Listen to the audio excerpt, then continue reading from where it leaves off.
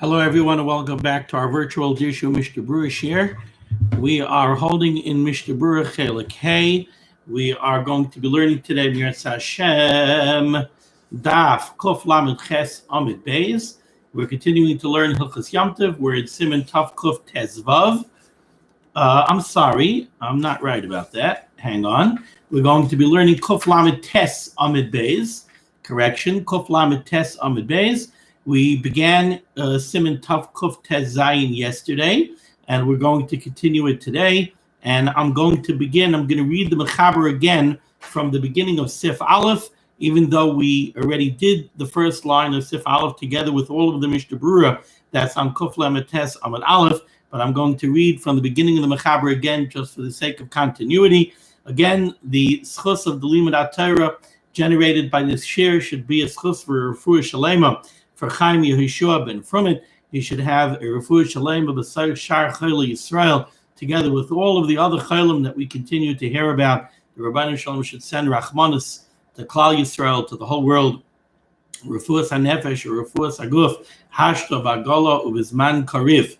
So, on the bottom line of Kuf Lamed Tes Amid Aleph, the Mechaber says in Sif Aleph, Mutar l'shleach l'chavera b'yom tov behema chayav ha'oif afilu chayim. You are allowed to send to a gift to a friend on Yom Tov. You could send him livestock. You could send him a live animal, like a little lamb, for him to shecht and use on Yom Tov. You could send a chaya. You could send a deer, so he could have some delicious venison. You could send an oif. You could send a chicken or a duck or a goose. Afilu chayim, you could send these even if they're alive. And we explained that these are very usable on Yom Tov because you're allowed to shecht and you're allowed to prepare these foods on Yom Tov, and therefore there's no problem sending them. And the Mishnah Berurah told us, even if we know that the recipient is actually not going to use them, since he could use them if he so desired, you're allowed to send them on Yom Tov. V'yeinois shmanim uslasais v'kitniais. The Mechaber says you could also send wine, you could send oil, you could send flour, you could send legumes like beans. All of these things are totally usable on Yom Tov, and therefore there's no problem sending them on Yom Tov. Now we turn the page to Kuf Lamed Tes Amid Beis, continues the Mechaber. Aval, however, loy tevuah, you're not allowed to send grain to somebody on Yom Tov. Why? Lefi shemechuseres tchina, because grain, in order for it to be used, has to be ground. So if you send somebody whole grains of wheat, in order for him to use them for his baking for Yom Tov, first he has to grind them into flour. And we learned earlier that teichen, the malacha of grinding, is a malacha that's aser on Yom Tov, even if it's being done for oichel nefesh. And we explained one of the reasons for that is that the malacha of teichen is something that's generally done in bulk. You usually don't grind up some wheat to have flour for your challah, to make challah for Yom Tov. Generally speaking, you grind a large quantity of wheat so that you should have a supply of wheat for several months. So it looks, if you would be grinding grain on Yom Tov, it certainly looks like you're doing it l'tzarech hachol. You're doing it for the purpose of weekday use in the future, not just solely for the purpose of Yom Tov use. Therefore, teichen is aser. So you can't send grain to a yid on Yom Tov because it's b'chuseres tchina. It has to be ground. Shehi malacha ha'asura b'Yom Tov. And teichen is a malacha that is forbidden on Yom Tov. Says the Mishnah Berurah here on Kuf Lamed Tes Amid Beis and Ois Katan Dalet. Avaloi tevuah. You're not allowed to send grain. Bein chitim. This applies to wheat. Oishar minei tevuah, or any other kinds of grains. You're not allowed to send them to somebody on Yom Tov. Now, Chaim points out,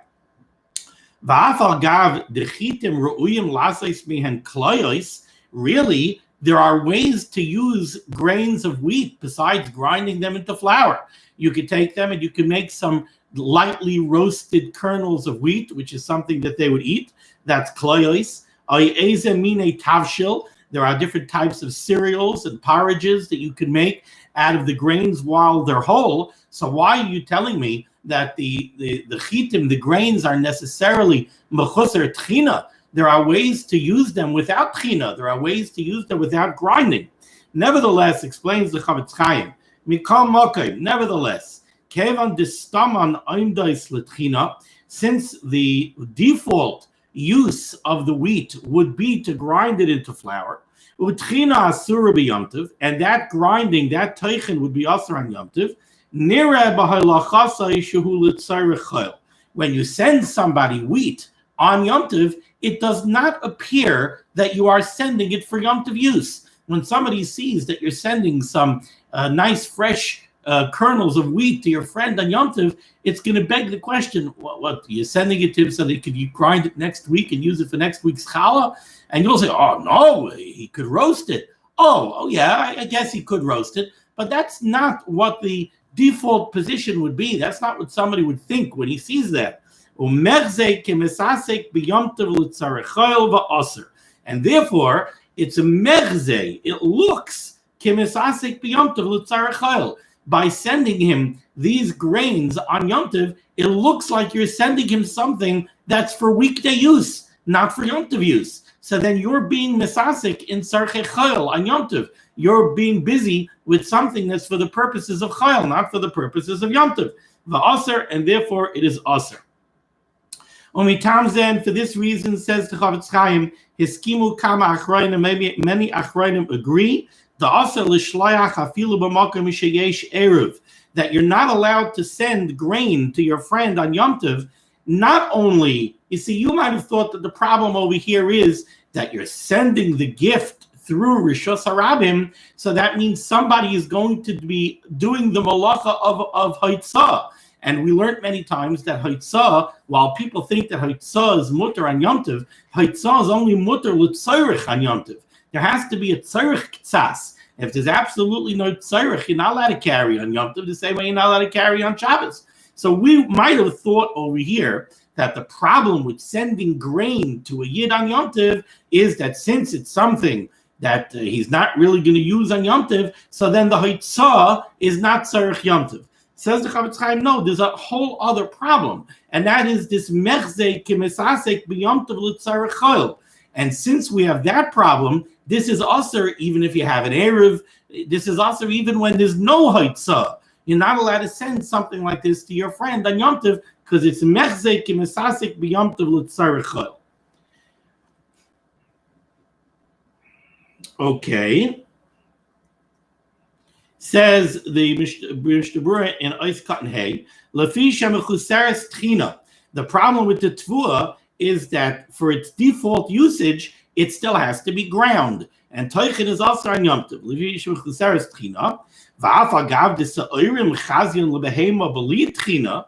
Sa'irim, barley, has a very, very obvious usage without grinding. And that is that barley was considered animal fodder. So in the days when people had animals in their backyards, why can't you send barley to somebody? Why, by wheat, you could say that wheat, the default usage of wheat is for it to be ground into flour. But that's not necessarily so by barley. Plenty of people used barley as animal fodder. So why can't you send barley? Mikamakam, nevertheless, explains the Chavetz Chaim, Ruban Aimdais Litchino Lamaichel Adam. Still, the majority of Sa'irim was ground to be used for human consumption. Achein, however, Im Chaveroi Tzarech Hayoim Litein Tvuasai Lebehemtai, if you know that your neighbor needs animal fodder and you have barley that you could send him, Mutter L'Shlayach Lai B'Makom Sheyesh Erev, if there is an Erev, you are allowed to send him barley so that he could use it to feed to his animals. And in the brackets, it says over here, why does it have to be that there's an Erev? You still can't be over on Haitzah. You can't carry the barley outside in a Rishos HaRabim to bring it to your neighbor so that your neighbor could use it for animal fodder. Because we said earlier, the Ramah said earlier in Siman Tavkuf Yud Beis that malacha is not mutter on Yom Tov l'tzarech behema. You're not allowed to do haitzah for the needs of a behema on Yom Tov. So therefore, you're only allowed to get to send the barley to another yid as to be used as animal fodder if there's no haitzah problem. The yesh machmirin gam bazeh. However, the Chavetz Chaim says there are some that are machmer even in this case. And they say even if your friend happens to need it for animal fodder, you still can't send it to him on Yom Tov because it's considered something that doesn't really have a Yom Tov use. It's considered something that's zchus or tchina, that still has to be ground for human consumption, and therefore you can't send it.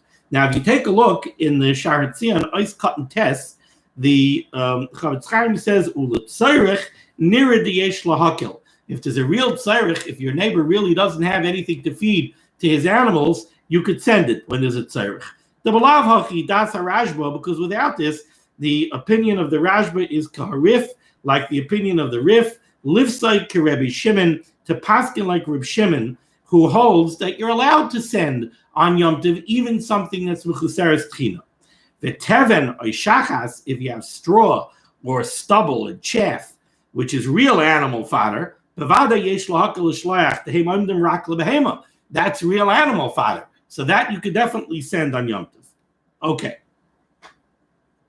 Now we go weiter in the Mechaber. Let's go to Sif Beis. Sif Beis. Kol davar shemuter l'shloach b'Yom Tov. Anything that you are allowed to send to a fellow Yid on Yom Tov. So like we said, you're allowed to send chickens. You're allowed to send bottles of wine. Lo yishlachenu b'shura. You should not send them with messengers who are going to bring them to your friend traveling in a row. Like we have a procession of people carrying wine to go bring it to somebody. And what's the taich of shura? Says the Mechaber, Tahainu shloisha b'nei adam a yoser zeh achar zeh noisim kulam min echad. We should not have a procession of 3 people or more in a row, all carrying the same item. So, we said that you're allowed to send behema, chayav, oif. You're allowed to send flour. So you can send 3 people who are each carrying sacks of flour, and they're walking together like in a procession. They're walking together to bring them the flour. That you cannot do. Let's just finish the Mechaber, and then we'll see the Mishnah Berurah who will explain this. However,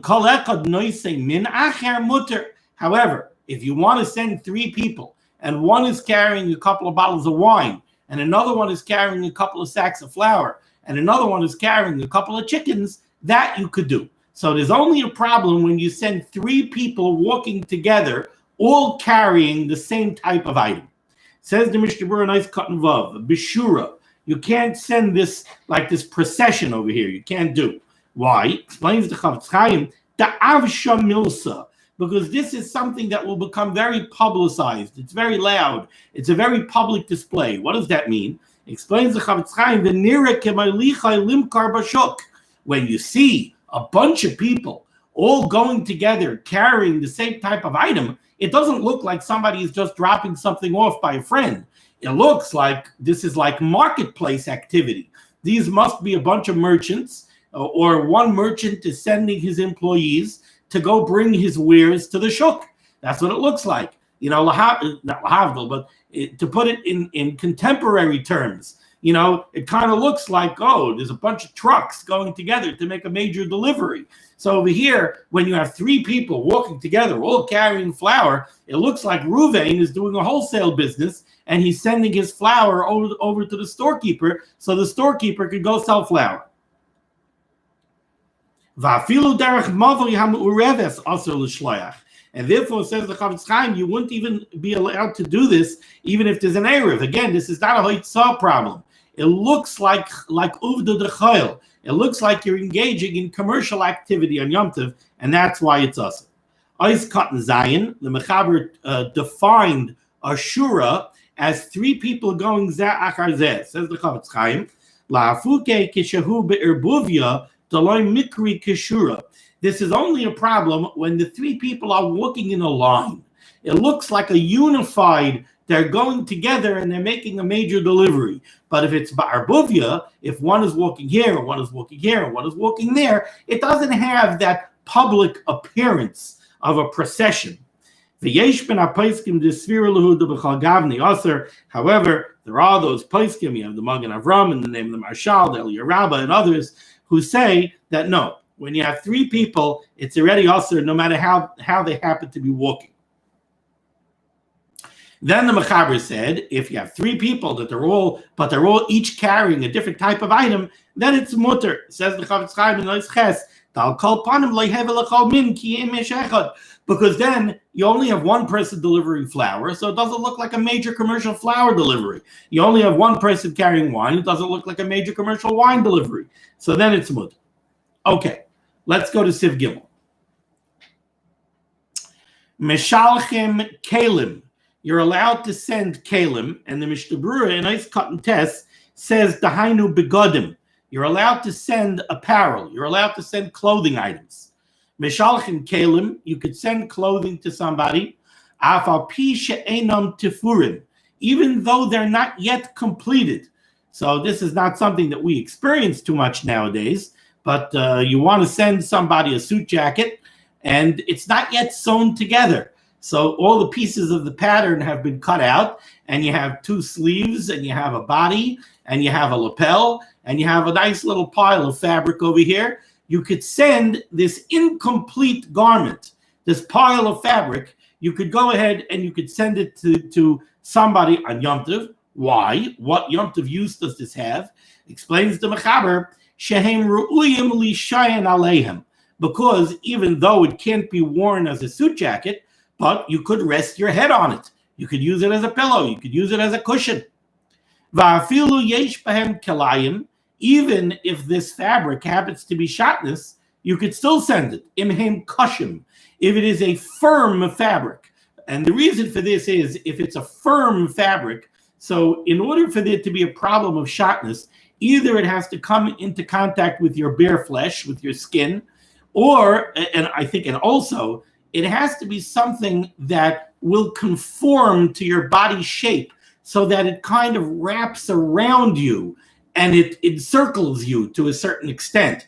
But if it's something that's kosher, if it's something that's firm, so then it doesn't conform to your shape, you're only resting on it, that's not a shatnez problem, and therefore it's still usable as some type of a cushion. Now let's take a look at the Mishnah Berurah over here. Let's take a look at Mishnah Berurah's cut and test. Kalim afal pi she'enam tefurim dahainu begodim. You could send articles of clothing even if they're not yet sewn together. Aval, however, loy minol she'enoi tafur. Now over here, we're going to begin to see some of the complexities of what you're allowed to send and what you're not allowed to send. And we're going to be splitting hairs a little bit. So we have to pay attention to the different cases that we're faced with here. The Mechaber is telling us that you're allowed to send an article of clothing even if it is not yet sewn together. Why? Because it has an immediate use exactly the way it is. Even though it's not yet sewn together, it has use as a cushion the way it is. It also has a Yom Tov use. You could use it as a cushion even on Yom Tov. So there are two positive factors over here that allow you to send it to somebody on Yom Tov. It's usable on Yom Tov, it has a Yom Tov use, and it's usable exactly the way it is.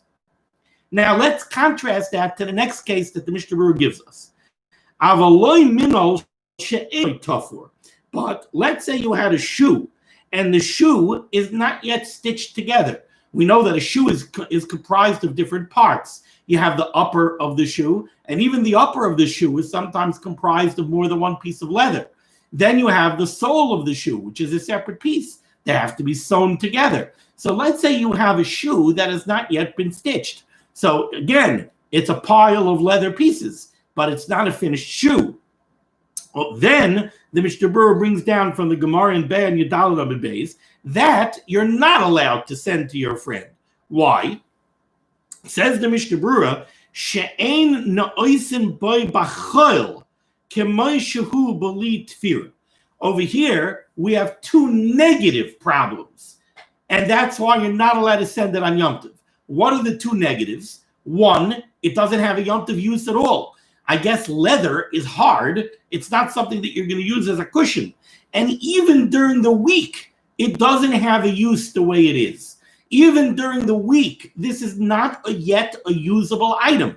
In order for it to become a usable item, it's got to be stitched together. So here we have two different cases. In one case, we have two positives that argue in the direction of heter. And in one case, we have two negatives that both argue in the direction of isser. In the first case, we have an article of clothing that was not yet sewn together. It's usable on Yom Tov as a cushion, and it's usable the way it is. Nothing has to be done to it in order to make it usable. In the second case, we have a shoe that has not yet been stitched together. It doesn't have a Yom Tov use. It doesn't seem to have a use for anything. Second of all, even if it wasn't Yom Tov, even if it was a Tuesday, it's not usable until it's sewn together, which is a Meleches Isser. So even during the week, it's not usable without accomplishing a Malacha first. And in that case, we see it's usher to send it. You're not allowed to send it. Now, later on, we're going to see a case which has one argument one way and one argument the other way. We'll get to that. But that's why I'm stressing it here. Now, Ois Cotton Yud, the Mechaber said you're allowed to send the fabric because it's usable as a cushion. And that's true even if it happens to be shatnez, as long as it's firm, as long as it's kosher. Says the Mishnah Berurah, Ois Cotton Yud, Imam Kashim, Be'inyan shemuter lishayin alehem, so that it's a mutter to rest on it even though it's shatnez. K'mach hakasav b'yardeh siman shin aleph sif aleph ayin sham, because it doesn't conform to the shape of your body. Now let's go weiter in the Mechaber. So the Mechaber says, right by the Ois Cotton Yud Aleph for the Mishnah Berurah, U'mishalchin tefillin, you're allowed to send tefillin to somebody on Yom Tov. Why? Kevan sheru'uyim lahanicham b'chol, because you're able to put them on the way they are during the week. What does this mean? Let's take a look in the Mishnah Berurah, Ois Cotton Yud Aleph. U'mishalchin tefillin, you're allowed to send tefillin to somebody on Yom Tov. Now, we know you don't put on tefillin on Yom Tov, but still in all, you're allowed to send tefillin to somebody on Yom Tov, even though it doesn't seem to have a Yom Tov use. It's not like the pile of pieces of fabric that have a Yom Tov use. You could lay your head on them. The tefillin don't seem to have a Yom Tov use. You don't put on tefillin on Yom Tov. Ritzainer loymar, when are you allowed to send tefillin on Yom Tov? Kishehein tfurin, when they're already stitched together. Umesukanin kol tzarchan, they're complete. You're allowed to send a finished pair of tefillin on Yom Tov. It doesn't have to be a pair, maybe even a shalrosh alone or a shalyat alone, but it has to be finished, a completely finished article of tefillin. Shehein ru'uyin lihiyos nois behen b'chol, so that they could be used the way they are without any additional malacha being done during the week. So this is the case that I was referring to, where you have one argument le'isser and one argument leheter. Over here you have something that does not have a Yom Tov use. The tefillin don't really have a Yom Tov use, but they are usable exactly the way they are. They don't need any additional malacha. And in that case, the Mechaber says you are allowed to send it. Now, it begs the question, why are you allowed to send it? Why don't we have the problem that we had at the outset over here in today's shiur, that it's a mechsek kemisasek l'tzarechol? Why on earth are you sending somebody tefillin on Yom Tov? That would seem to be you're sending him something for an uvdu d'chayil. What does this have to do with Yom Tov? So why is it mutter? So let's see what the Mishnah Berurah says. Ois Cotton Yud Beis. The words of the Mechaber were kevan sheru'uyim lahanicham b'chayil, since they can be put on during the week. Says the Chavetz Chaim.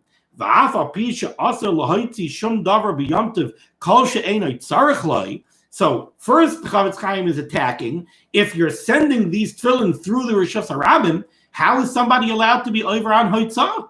How is he allowed to do Hoitzah on Yom Tov when it doesn't have its Tzarech Yom Tov? Explains the Chavetz Chaim. And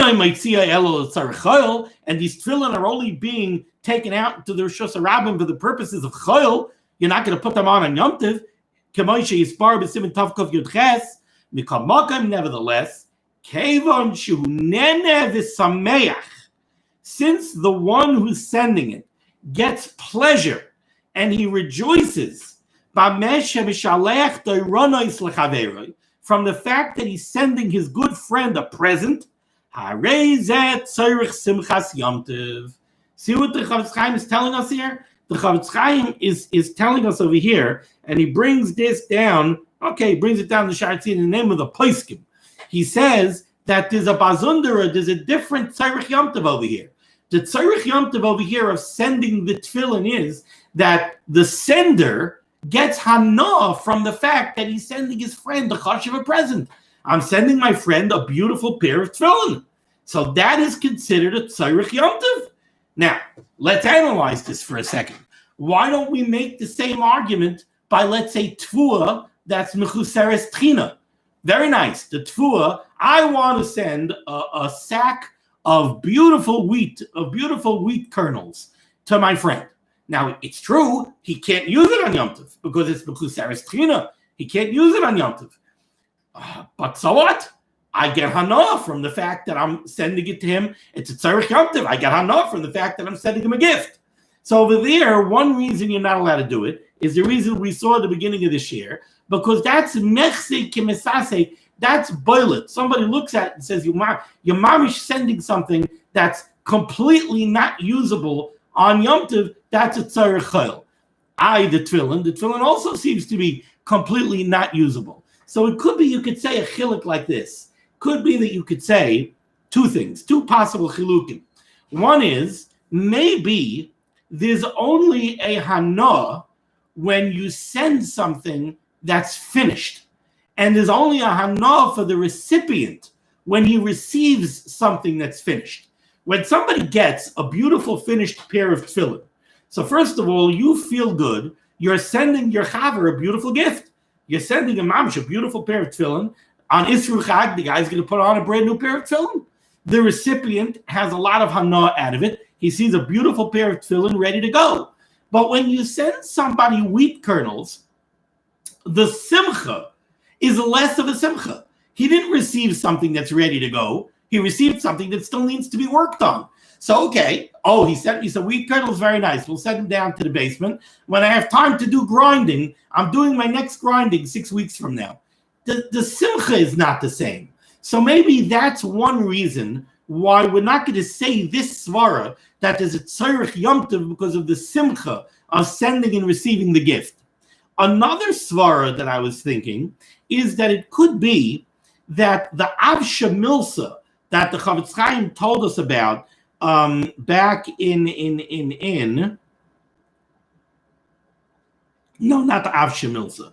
The mechse kimesasik b'yom tov l'tzarich chayil v'aser in Siv Dalet at the outset of the shiur.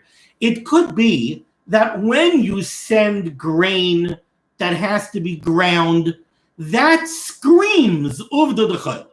When somebody looks at a sack of grain, it's mechuseres tchina. You're sending something on Yom Tov that is mamish antithetical to Yom Tov, because it requires meleches iser in order for it to be turned into something usable. So that's something that's mechzik kimesasek b'tzarich chayil. You sent your chaver something that requires malacha. It screams malacha.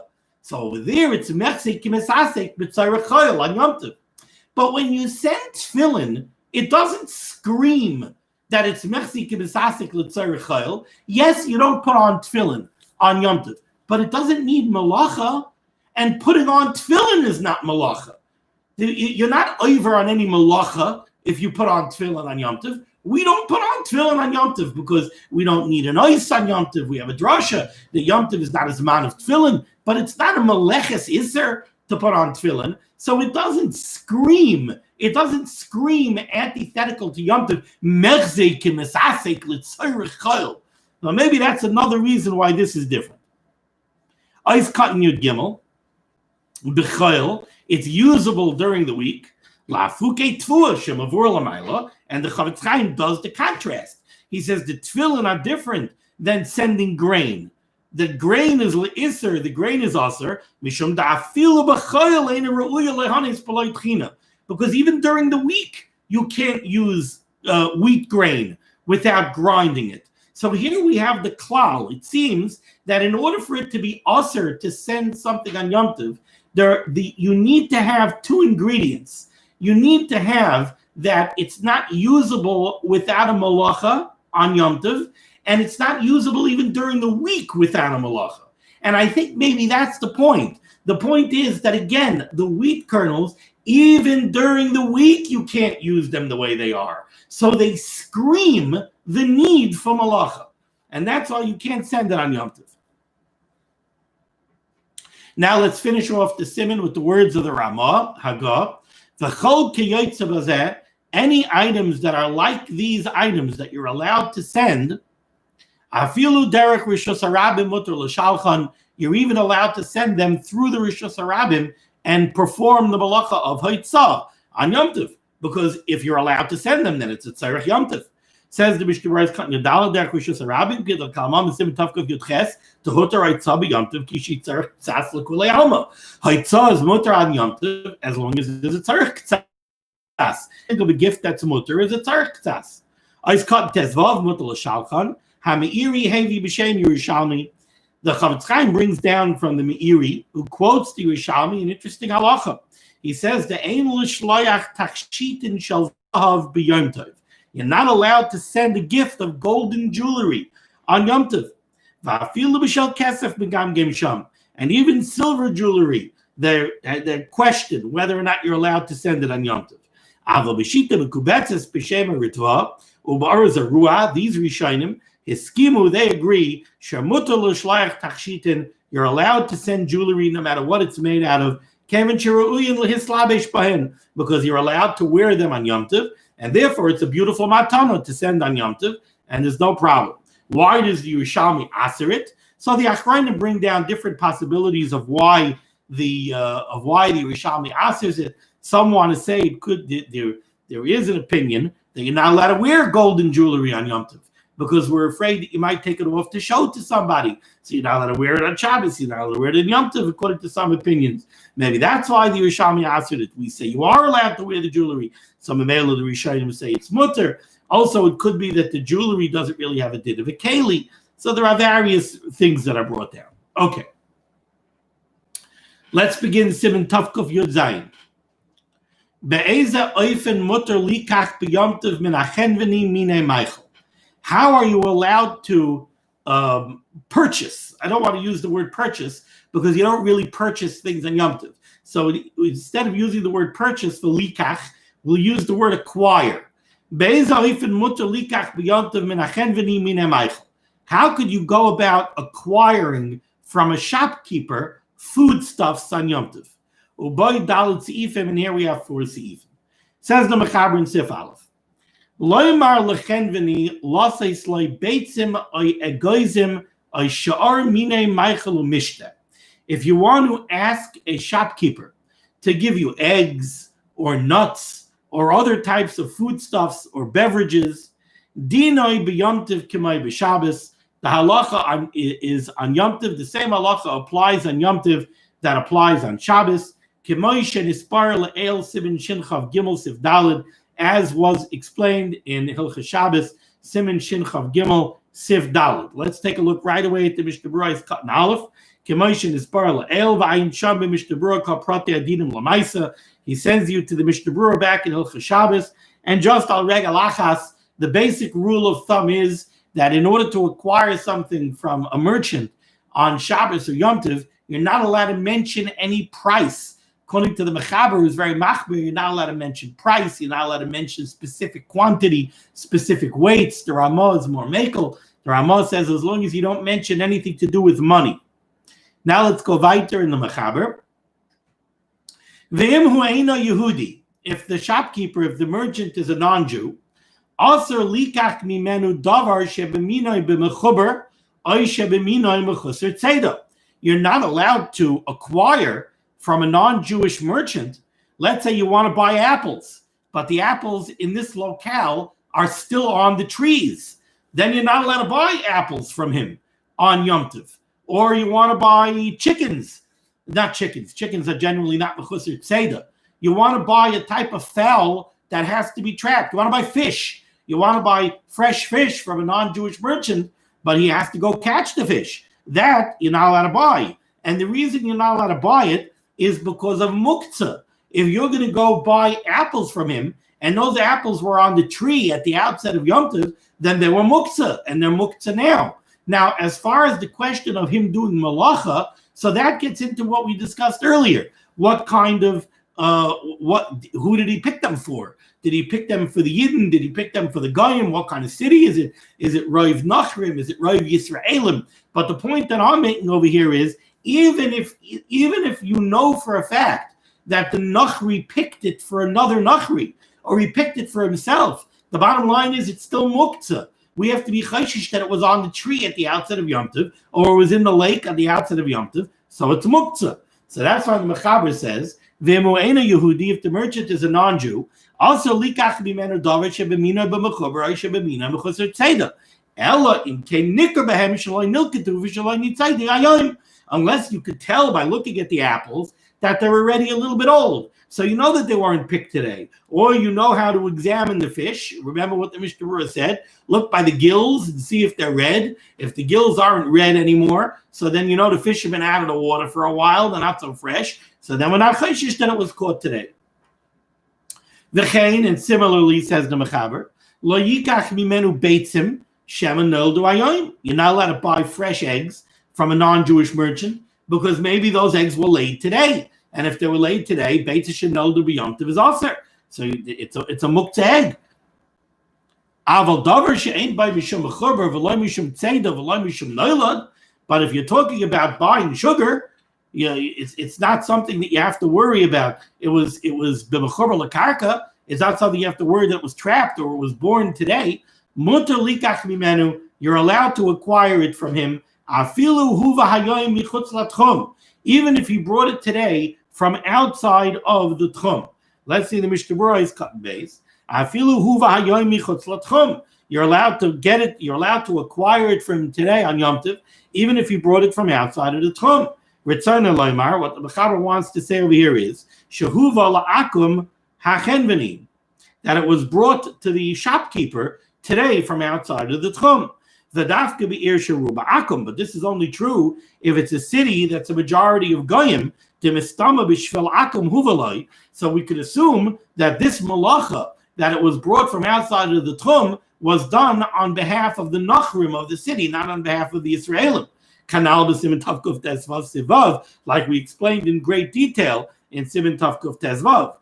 Aval be'ir sheruba Yisrael, but if it's a city that's majority Israelim, or if it's 50-50, also likach bimenu, then you're not allowed to acquire it from the non-Jewish shopkeeper if it came to him from outside of the tchum today. Because we have to assume that it was brought from outside of the tchum on behalf of the Yidden.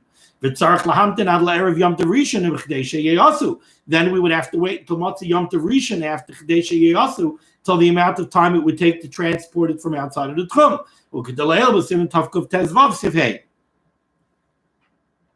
Says the Mechaber weiter, V'chein kemach shenitchan hayoim be'ir sherubam einam Yehudim. You're also allowed to acquire flour from the shopkeeper, even if that flour was ground today, if it's a city that's a majority einam Yehudim. Says the Mishnah Berurah cut in Gimel be'ir sheruba nachrim, hainu sheroiv aloichim pasva kemach ein nachrim. If in this city most of the people who buy bread and most of the people who buy flour are non-Jews, then you could buy this freshly ground flour because the assumption is that the malacha of teichin that was done on behalf of the non-Jewish consumers. But if the fact is that most of the people who are buying bread and buying flour in this city are Yidden, even if the Yidden aren't the majority of the city, but they're the majority of the consumers, or let's say you have a particular shop. This shop is mostly frequented by Yisraelim. So if the owner of this shop ground flour today, then the assumption is that he ground it for the purposes of his Yiddish consumers. Then Vade also likach kemach, because it was ground for them, the malacha was done for them. Elim ken yadua shedit chamei esmail, unless you know it was ground yesterday. Okay, we're going to stop over here. Very good. Thank you so much for joining me for limud HaTorah. The zchus of limud HaTorah should stand ganz Klal Yisrael in good stead. We should all see yeshuas and refuahs, and we should see an end to the list of the chaylim. The Rabbeinu Shalom is a meitiv, and the Rabbeinu Shalom is a rachman. But I keep saying over and over and over again, it's very clear that the Rabbeinu Shalom is pashut. He's crying. The Rabbeinu Shalom is sending a wake-up call. The Rabbeinu Shalom is trying to stir the pot. People talk about going back to normal. Rabbi said we can't go back to normal. Everybody has to look at themselves. Everybody, it's incumbent on each and every one of us. I'm preaching to myself. I'm not preaching to other people. Everybody has to look, and everybody has to ask themselves, how can I be better? How can I up my game? Everybody has to up their game. Everybody has to look, and everybody has to improve in something. Everybody has to make a change. Take a look at what the Rabbeinu Shalom is doing. The Rabbeinu Shalom, this is mamish like Yirmiyah Hanavi going out into Klal Yisrael and screaming, and Klal Yisrael chas v'chalila turning a deaf ear. We can't chas v'chalila turn a deaf ear. We have to look at the Rabbeinu Shalom. We have to see that the Rabbeinu Shalom is banging. He's banging on our heads, and he's telling us, wake up. He's trying to shake things up. We have to look, and we have to do things differently. Everybody, mamish, has to look through their whole day. They have to look through the way they do things, and they have to find, what can I change? I have to make a change. I can't live life the way I did before. The kids like to say there's BC and AC, before COVID and after COVID. After COVID has to be different than before COVID. It can't be the same. And the Rebbeinu Shalom keeps beating the drum. It's after Rosh Hashanah and Kippur. It's a new year. It's a new kvittel. And still it's going on. And in some respects, maybe getting chas v'chalila worse. But we have to look. The Rebbeinu Shalom is not satisfied. So we have to say, what could we do? We have to find things. Everybody has to find things that they can change. And they have to change them. Have to be a different person. Otherwise, I don't know what the Rebbeinu Shalom will do. But it's very clear that the Ratzon HaBoreh is that there should be serious change. And I don't think it's just small lip service. It's serious change. The Rebbeinu Shalom wants serious change. He wants growth. He wants to bring us to Mashiach, but he wants us to be royal l'kach. He doesn't want to do a chas v'chalila makas choshech in Mitzrayim, where we lost so many people before the Geula. Maybe he wants to bring the Geula for all of us. But in that case, we have to up our game. We have to improve. No, we should be zeichetaka. We have to look, and we have to think, and we have to do. Be well.